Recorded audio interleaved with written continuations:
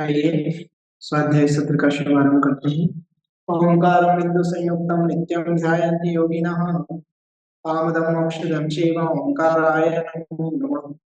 मोक्षमार्गस्य नेतारं भेत्तारं कर्मभूततां ज्ञातारं विश्वतत्त्वानां वन्दे तद्गुणलब्धये। अनंतानंद सिद्ध परमेष्ठी भगवान की जय। आदि ब्रह्मा आदिनाथ भगवान की जय। आद्य गुरु शांतिनाथ भगवान की जय। चिंतामणि पार्श्वनाथ भगवान की जय। वर्तमान सेशन नायक महावीर भगवान की जय। जिनवाणी माता की जय। गणधर भगवान की जय। उमा स्वामी आचार्य सागर जी गुरुदेव की जय। आचार्य श्री कनक नंदी जी गुरुदेव की जय। प्रज्ञा योगी आचार्य श्री गुप्ती नंदी जी गुरुदेव की जय। आइए आज आगे के सूत्र की ओर चलते हैं।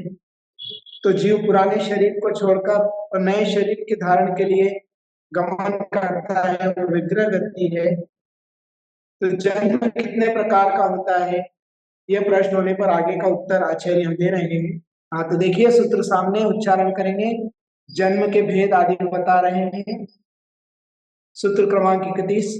सम्मूर्छन गर्भोपपादा जन्म। सम्मूर्छन गर्भोपपादा जन्म।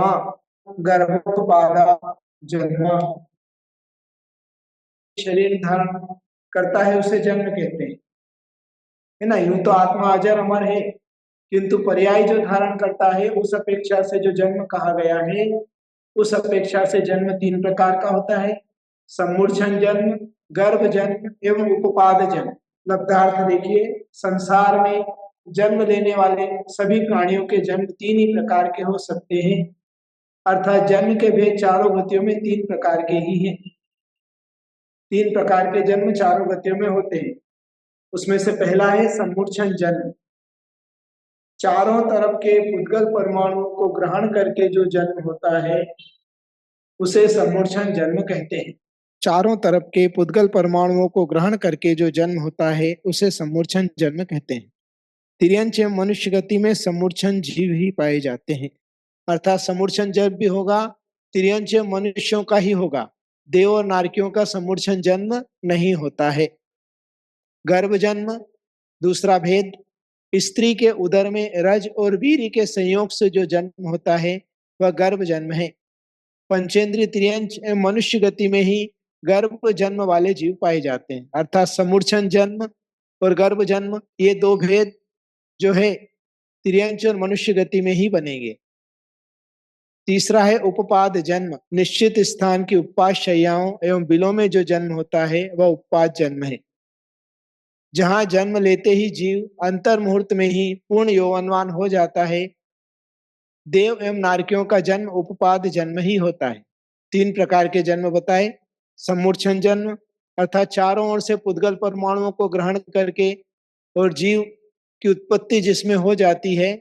पुद्गल से जीव की उत्पत्ति नहीं होती है, वो द्रव्य योग के द्रव्य क्षेत्र काल का निर्माण होता है और जीव आकर वहां पर जन्म ले लेता है, उसे सम्मूर्छन जन्म कहते हैं। तो ये तिर्यंच प्रायकर बहुत सारे सम्मूर्छन जन्म वाले ही होते हैं, है ना।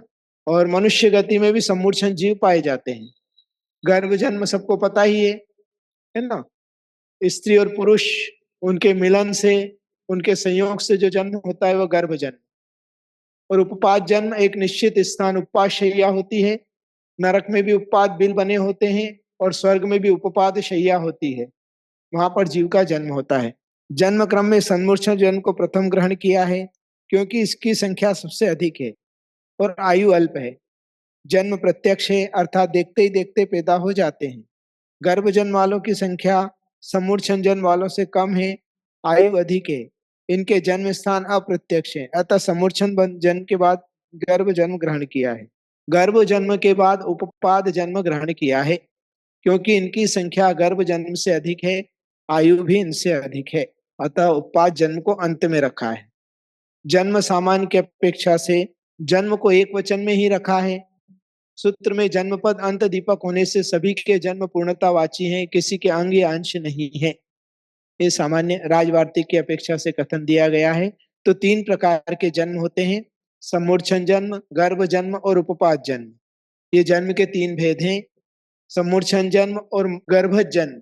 ये मनुष्य और तिर्यंच दोनों गति के जीवों का होता है, और उपपात जन्म देव और नारकियों का ही होता है। फिर जिज्ञासा उत्पन्न हुई कि आपने पूर्व सूत्र में जन्म के भेद बतलाए, किंतु लेकिन जीव स्थान पर जिस स्थान पर जीव जन्म लेता है उस स्थान को क्या कहते हैं, उसको भेद से ही समझाओ।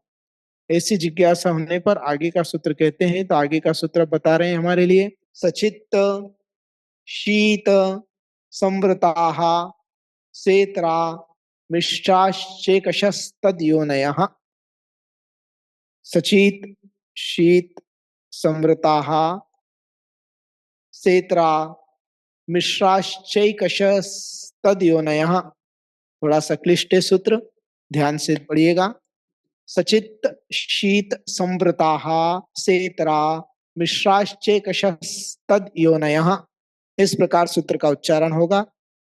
संधि विग्रह, सचित शीत संवृताः स इत्राः मिश्राः च एकशः तद्योनः योनयः। इस प्रकार संधि का विग्रह हुआ। यहाँ पर योनियों के भेद हैं, अर्थात जन्म का स्थान, जीव के उत्पत्ति स्थान को योनि कहते हैं। सचित शीत समृत, इसके विपरीत सेत्रा स इतर अर्थात इससे उल्टा है ना, अचित उष्ण और विव्रत है ना, ये और एक एक के मिले हुए मिश्र अर्थात सचित्ताचित्त शीतोष्ण और समृत विव्रत, ऐसे 9 उक्त तीनों जन्मों की योनियों के भेद होते हैं, है ना। तो योनि के 9 भेद हो गए। यूं 84 लाख योनियां होती हैं। मूल में योनि जो आधार है, जीवों की उत्पत्ति स्थान को योनि कहते हैं। योनि आधार एवं जन्म आधेय है। जहां जीव का उत्पत्ति होती है उस स्थान को योनि कहते हैं। इस योनि के 9 भेद बताए गए, सचित्त शीत समृत, फिर इससे विपरीत अचित्त उष्ण विव्रत, फिर इन तीनों के मिश्र सचित्ताचित्त शीतोष्ण समृत विव्रत। इस प्रकार से यहाँ पर 9 भेद योनि के बन जाते हैं। योनि आधार है और जन्म आधेय है। योनि के आधार से जन्म होता है। अब इन योनियों की परिभाषा जानते हैं। सचित्त योनि, चेतना सहित योनि को सचित्त योनि कहते हैं। अचित्त योनि, चेतना रहित योनि को अचित्त योनि कहते हैं। शीत योनि, शीत स्पर्श से युक्त योनि को शीत योनि कहते हैं। उष्ण योनि, उष्ण स्पर्श युक्त योनि को उष्ण योनि कहते हैं। समृत, ढकी हुई योनि को समृत योनि कहते हैं। विव्रत योनि, खुली हुई योनि को विव्रत योनि कहते हैं। सचित्ताचित्त योनि, सचित्त और अचित्त दोनों के मिश्रित अवस्था को सचित्ताचित्त योनि कहते हैं। शीतोष्ण, शीत एवं उष्ण दोनों की मिश्रित अवस्था को शीतोष्ण योनि कहते हैं। समृत विव्रत, ढकी एवं खुली हुई अर्थात कुछ ढकी कुछ खुली, इस प्रकार की योनि को, दोनों की मिश्रित अवस्था को समृत विव्रत योनि कहते हैं। सचित्त योनि साधारण शरीर वाले जीवों की होती है, जिसमें अभी हम पढ़ के आए थे ना, साधारण शरीर, जिसमें एक शरीर के स्वामी अनंत जीव होते हैं, वह साधारण। तो ऐसे जीवों का उत्पत्ति स्थान सचित्त होता है, तो वो सचित्त योनि। अचित्त योनि देव और नारकी के होती है। चित्त रहित योनि, देव और नारकी की जो उपवास शैया होती है वह अचित्त योनि। सचित्ता चित्त योनि गर्भज जीव के, गर्भज की सचित्ता और चित्त, मतलब कुछ अचित्त होती है और कुछ चित्त सहित होती है। जैसे समझ लीजिए कि माता जो है वह चेतन है किंतु पुद्गल जो है वह अचेतन है, तो उस हिसाब से वो सचित्ता चित्त योनि हो गई। शीत योनि तेजस कायिक एवं देव नारकियों को छोड़कर शीत योनि होती है अन्य जीवों की, अर्थात अग्नि का एक जीव की उष्ण योनि होती है और देव और नारकियों की उष्ण योनि होती है। नहीं, देव और नारकियों की अलग होती है, अग्नि का एक जीव की उष्ण योनि होती है। तो तेजस का एवं देव नारकियों को छोड़कर शेष की शीत योनि, उष्ण योनि तेजस कायिक के मतलब अग्नि कायिक जीवों के उष्ण योनि होती है। शीतोष्ण योनि देव और नारकियों की शीतोष्ण होती है, क्योंकि अच्छा नरक का तो अगले अध्याय में आएगा। तो शुरू के 5 नरक तक भयंकर गर्मी है और नीचे के नरकों में भयंकर शीत है, उस अपेक्षा से भेद बनता है। समृत योनि देव और नारकियों एवं एकेंद्रियों के समृत अर्थात ढकी हुई योनि होती है, पता नहीं चलता है। विव्रत योनि विकलेंद्री है ना, खुली योनि, 2 इंद्री 3 इंद्री 4 इंद्री जीवों की विकलेंद्रियों की विव्रत योनि। और समृत विव्रत योनि गर्भज जीवों की होती है ना। योनियों के 2 भेद होते हैं, गुण योनि और आकार योनि। ऊपर जो 9 भेद बताए गए हैं वह गुण योनि के हैं, और आकार योनि के आकार की अपेक्षा से 84 लाख भेद होते हैं। इसलिए सूत्र में च शब्द भी दिया है वो आकार योनि बताने के लिए। तो मूल में गुण योनि 9 है और आकार योनि 84 लाख होती है। आपने शास्त्रों में शब्द सुना भी होगा कि 84 लाख योनियों में मैं भटक रहा हूं, तो ये 84 लाख योनियां बनती है ना। इसके अलावा भी योनियों के आकार योनि की अपेक्षा से भी भेद होते हैं। हाँ, गुण योनि के 84 लाख भेद और मूल में 9 भेद, और आकार योनि 3 प्रकार की होती है, वंशपत्र योनि, कुर्मोन्नत योनि और शंखावर्त योनि। वंशपत्र, वंश अर्थात बांस, बांस के पत्ते के समान लंबी जो योनि होती है वह वंशपत्र योनि होती है। इसमें सामान्य मनुष्यों का जन्म होता है। सामान्य मनुष्यों के माताओं की जो योनि होती है वंशपत्र योनि कहलाती है। कुर्मोन्नत योनि, कछुए की पीठ के समान उन्नत कुर्मोन्नत योनि होती है। इसमें तीर्थंकर जैसे महापुरुष जन्म लेते हैं। शंखावर्त योनि, शंख के समान आकार वाली योनि, इसमें गर्भ नहीं ठहरता। यह योनि चक्रवर्ती की पटरानी की होती है। यह बांझ स्त्री को भी शंखावर्त योनि होती है, इसलिए उसमें गर्भ नहीं ठहरता हुआ कभी मां नहीं बन पाती है। इस प्रकार से यहाँ पर पहले तो जन्म के 3 भेद बताए गए, गर्भ जन्म, सम्मूर्छन जन्म, गर्भ जन्म और उपपात जन्म। उसके पश्चात फिर योनिया सचित्त, शीत, संव्रत, अचित्त, उष्ण, विव्रत, फिर सचित्ताचित्त, है ना, संव्रत, विव्रत और शीतोष्ण। इस प्रकार से 9 भेद योनि के कहे गए हैं। इसके अलावा आकार योनि की अपेक्षा से योनि के 3 भेद होते हैं, वंशपत्र, बांस के समान लंबी, है ना, फिर कुर्मोन्नत, कछुए की पीठ के समान उन्नत, और शंखावर्त, शंख के आकार वाली योनि शंखावर्त योनि कहलाती है। इस प्रकार ये 3 भेद इसके होते हैं। ठीक है, आगे चलते हैं। अब योनि बताने के बाद जन्म के 3 भेद कहे थे, उनमें गर्भ जन्म वालों की संख्या सबसे कम कही थी, अर्थात गर्भ जन्म किन किन जीवों के होता है ऐसा जिज्ञासा होने पर आगे कहते हैं, है ना, गर्भ जन्म किन किन जीवों के होता है। तो यहाँ पर बता रहे हैं, ये गर्भ जन्म के भेद अब बता रहे हैं। सूत्र क्रमांक 33, जरायु, जांडज, पोतानाम, गर्भः। जरायु, जांडज, पोतानाम, गर्भः। संधि विग्रह जरायुज प्लस अंडज प्लस पोतानाम गर्भः, है ना। तो जरायुज, अंडज और पोतज, इन तीनों प्रकार के जीवों का गर्भ जन्म ही होता है ना। जरायुज, अंडज एवं पोतज, इन 3 प्रकार के जीवों का गर्भ जन्म ही होता है। अभी आगे बताने वाले हैं सब। ये 3 प्रकार के, मतलब अंडे से पैदा होने वाले पोतज या जरायु, इनके द्वारा इनका गर्भ जन्म ही होता है, मतलब इनकी जब भी उत्पत्ति होगी गर्भज जीवों की। अच्छा, गर्भ जन्म किसका होता है? तो मनुष्य और तिर्यंश का होता है, ये हम पहले जानकर आए। नारकी और देव का नहीं होता है। लब्धार्थ, जर अथवा जाल के समान आवरण से उत्पन्न होने वाले को जरायुज कहते हैं, है ना। तो जैसे ये अभी मनुष्य आदि के बच्चे जन्म लेते हैं तो उनके ऊपर एक, जिसे नाल कहते हैं, या पूरी एक आवरण होता है, झिल्ली, पतली मांस की एक झिल्ली होती है, उसे जरायुज कहते हैं, जरायु कहते हैं। और उसमें उत्पन्न होने वाले जरायुज, ज अर्थात जन्म लेना, जरायु के साथ जिसका जन्म हुआ है सो जरायुज। तो जड़ से अथवा जाल के समान आवरण से उत्पन्न होने वाले को जरायुज कहते हैं। दूसरा भेद, इस जैसे मनुष्य आदि। दूसरा भेद है जैसे नख की त्वचा के समान कठिन है, गोल है, और जिनका आवरण शुक्र और शोणित से बना है, उसे अंडा कहते हैं। उस अंडे से जो उत्पन्न हो उसे अंडज कहते हैं। जैसे चील, कबूतर आदि पक्षी, वो अंडज कहलाते हैं, है ना, अंडे से उत्पन्न होने वाले अंडज। तो उनका नख के समान कठिन आवरण होता है, शुक्र और शोणित से उनका आवरण बना हुआ होता है, और उसे अंडा कहते हैं, और उस अंडे से उत्पन्न होने वाले अंडज कहलाते हैं। तीसरा, जिनके शरीर के साथ गर्भ में कोई आवरण आदि नहीं रहता तथा उत्पन्न होते ही जो चलने फिरने लगते हैं, वे पोत जन्म वाले हैं। जैसे सिंह, व्याघ्र, हरिण आदि। सिंह, व्याघ्र, हरिण आदि के जो बच्चे हैं वो जन्म लेते ही चलने लग जाते हैं, है ना, इसलिए वो पोतज कहलाते हैं। उनके ऊपर कोई आवरण नहीं होता है, सीधे जन्म लेते ही जमीन पर होते हैं और थोड़ी देर में चलने फिरने लग जाते हैं। हाथी का भी इसी प्रकार का होता है। विशेषार्थ, जरायुज एवं अंडज के पीछे ज प्रत्यय लगा है, जिसका अर्थ होता है कि गर्भ से बाहर निकलने के बाद भी इनका जन्म दूसरी बार जेर या जाल से होता है, अतः उसे जरायुज जन्म कहते हैं। ठीक इसी प्रकार अंडज के पीछे ज प्रत्यय लगा है, जिसका अर्थ होता है कि गर्भ से अंडे का जन्म होता है एवं अंडे से पक्षी का जन्म होता है, अतः उसे अंडज कहते हैं। पोत जन्म वाले का एक ही बार गर्भ से जन्म होता है, अतः उसके पीछे ज प्रत्यय नहीं लगा है। 9 योनियों सहित 3 जन्म सब जीवों के अनियम से प्राप्त हुए हैं, अतः गर्भ जन्म निश्चय करने के लिए सूत्र कहा गया है।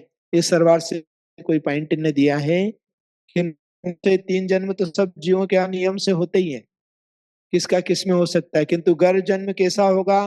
तो गर्भ जन्म तो जरायुज, अंडज या पोत इन 3 के द्वारा ही होता है, इसके अलावा और कोई गर्भ जन्म नहीं है।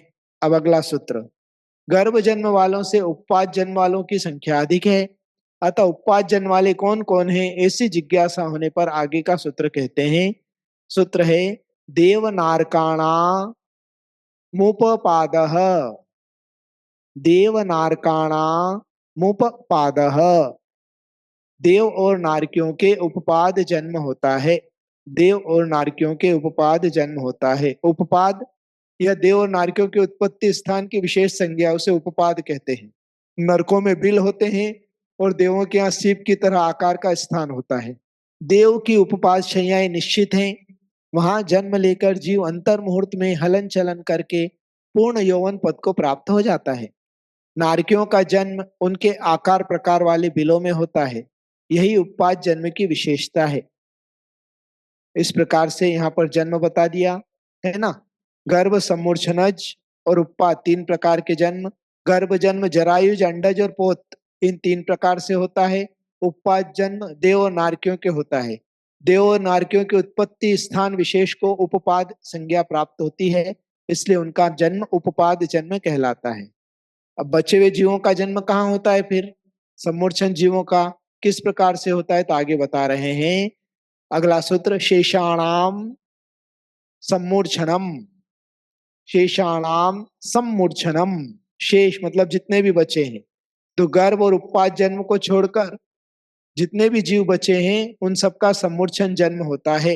हवा, मिट्टी, पानी, गर्मी आदि के संयोग से जिनका जन्म होता है वे सम्मूर्छन जन्म वाले होते हैं।